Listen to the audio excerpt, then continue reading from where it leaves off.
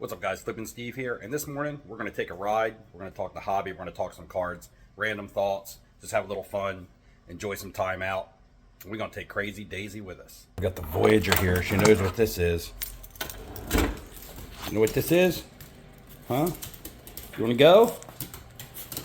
You want to go? Huh? Yeah? We're going to go for a ride? All right.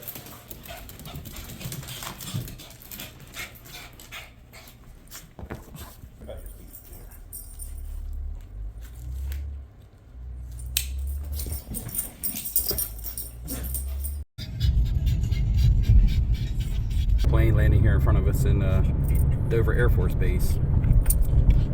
Military plane.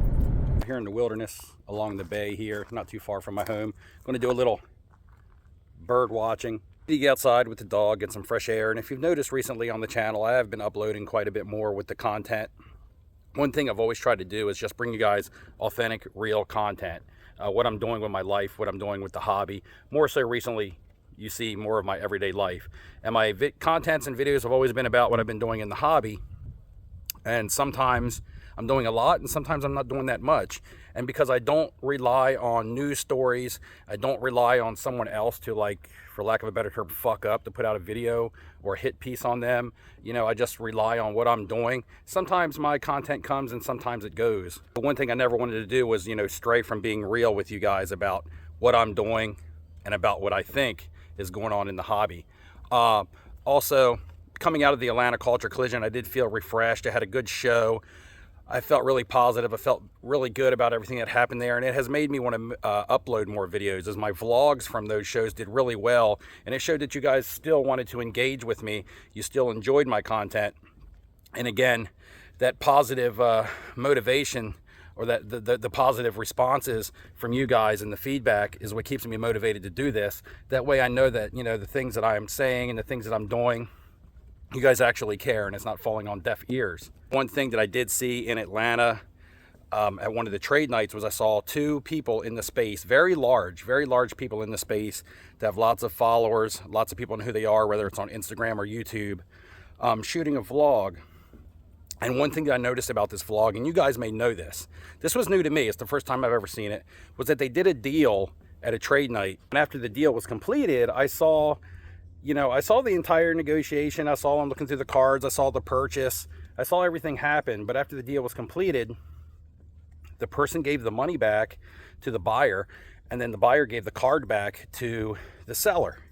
And then they pulled out a camera and they said, okay, this is what we're going to do. And then they basically reenacted what the deal that had just previously taken down, but they reenacted it on camera. It's not to say it was a fake deal or the deal didn't take place, the transaction didn't actually take place, because it did. It just took away from any realism or anything that was actually organic going on. If that's what you got to do to shoot a perfect video, or if that's what you got to do to get a lot of clicks and a lot of follows, then that's fine, and I'm not going to hate on it. But again, you shouldn't portray that, or I wouldn't want to portray that to my viewers, that, hey, this is organically going down, what you see is what you get, and then basically you refilm it so that everything comes out perfect.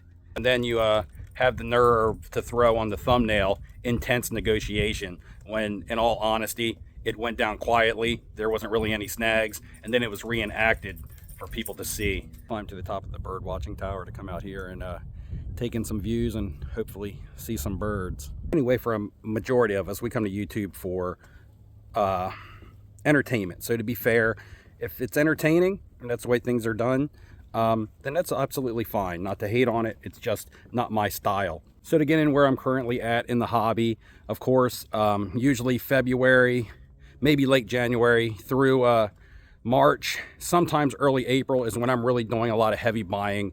I'm speculating on my NFL quarterbacks. I'm prepping for the National, which is all the way in July. So as you can see, most of the stuff that I'm looking for, most of the deals that I'm trying to find are going to be a little bit more longer term. I'm not looking to flip them within a week. If the opportunity presents itself, then of course, maybe I'll do something like that. One example is I bought a Kyler Murray Optic Contenders Red and a PSA 10.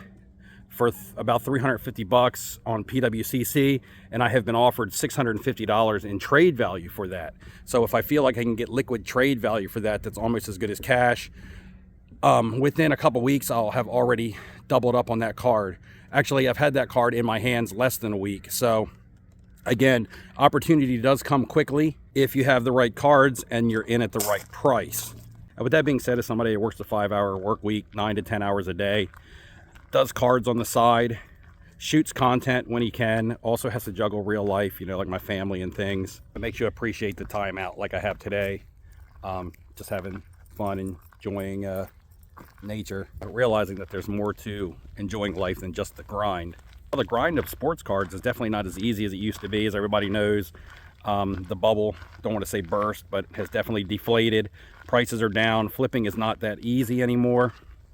But you have people who gave up everything or really invested themselves a lot of time into becoming full-time flippers, that now, you know, the grind has become even more real than it already was, to where they may have to given up time doing their YouTube content. You may see a lot of vloggers who don't put out as many streams and stuff as they used to, and that's because they're having to work harder, so they don't have as much free time. Also, a lot of the bigger flippers that I work with on Instagram and stuff, who are really moving a lot of bulk of cards, aren't even people that do content. You wouldn't even know who they were from a social media standpoint. Anyway, guys, nice chat, nice walk. Saw a couple swans, some snow geese, some Canadian geese.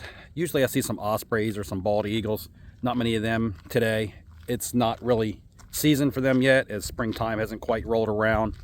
But I'll be doing some more of these walks in the future. Might be boring to you guys, but I love them. If you liked this walk and enjoyed this, comment below. Bring you guys out here with me again. Maybe you'll see a bald eagle sometime. Anyway, going to head back to the house. Maybe I'll get some mail, have some cards to show you guys. Going to hit up the eBay platform again. I'll let you guys browse that with me. Don't know if I'm going to go over to VeriSwap this afternoon or not. But going to get into some cards when I get home. Going to look for some deals. Hang out, guys, for that.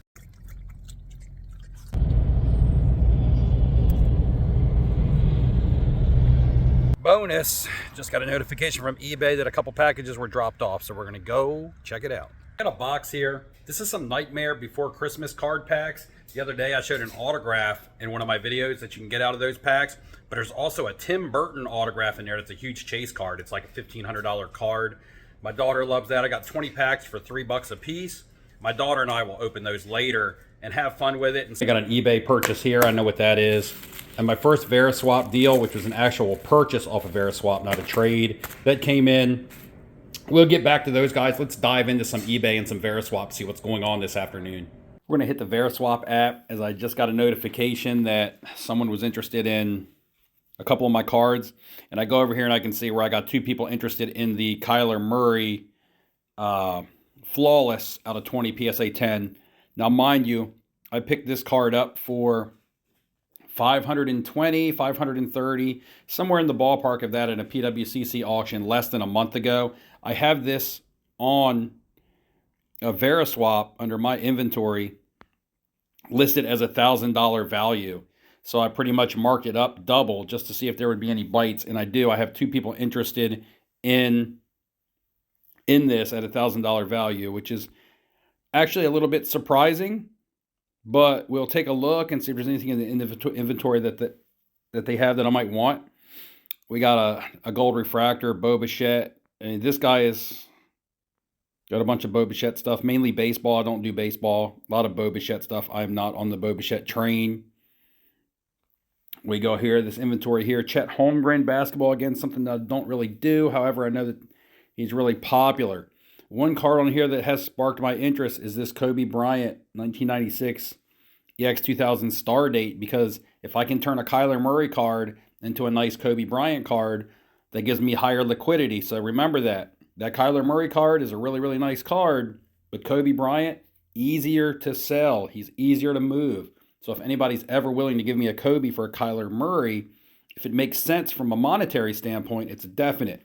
Now you see the pop on this says 207, and I'm going to guess that's the BGS pop. Also, remember, this $750 is not the comp. I cannot stress that enough. Be careful. It's not the comp. It's what he is valuing or she is valuing. It's what the individual is valuing their card at. So again, I'm going to head over to 130 point and check the comps on this. Now remember, this is a BGS 8.5, so I'm going to put it at a PSA 8. All right, that's where I'm going to put it at. That's where I'm going to value at. We see the last auction on February 5th, just a couple days ago, went for 405. You got a PSA 9 going for 957. So definitely a BGS, because a BGS 9 is not going to pull PSA 9 prices. So if a PSA 9 is doing 960 on the last auction, then a BGS 9 is probably more of a $750 to $800 card. And that might even be being generous. And this is an 8.5, not a 9. We have another 8 going here at 436. So somewhere between this $400 and $450 mark, probably on a PSA 8. A BGS 9.5 did 1,000 again, which means a 9 is probably going to do again like 750 or 8, like I stated earlier, maybe even less, which means this 8.5, in my opinion, the gentleman or lady has the card overvalued. Would I like this card in trade? Yes. Do I think it's worth 750 value? I do not. Maybe 400, which is where the PSA 8 is at, and it's still going to be harder for me to lose or to move a BGS slab. It's just the way that it is. And you'll find that a lot of times people want to buy at BGS or SGC or whatever slab it is that isn't PSA. They'll want to buy at those prices when it comes time for them to sell, they want to try to get as close to PSA value as they can. It's kind of a hypocritical way to sell. And you may say, hey, Steve, you're being a hypocrite for pricing your Kyler Murray at $1,000 when you know you got it for a little bit over 500. However, to be fair, just yesterday or maybe 2 days ago, a PSA 9 of the exact same card of mine went for over 650 at auction. So there is a recent new market comp, okay? New market comp to base the value of my PSA 10 off of. So $1,000 is definitely fair, considering I could put like a 2 to 2.5x multiplier on that PSA 9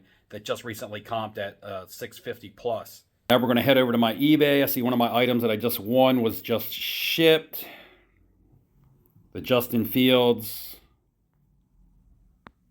black and white checkered. Got a little hefty price on it, $155. I won this at auction. However, this looks like a highly likely candidate to be graded, at least from the scans. It looks really clean. If I get this card graded, that's a definite profit booster. In a PSA 10, I will do really well off of this raw card price. In a PSA 9, I still think I'll get a slight margin. Worst case scenario, break even. That's always what I shoot for when I'm buying raw cards to get graded. Got this offer in for this Tom Brady Mythical. This is the case hit in a PSA 8. I just want to get this and snap it out and see what it looks like. Don't want to pay close to $50 for it if I could get it for closer to 30. However, they did decline my offer. Did win some auctions last night. We got my watch list here.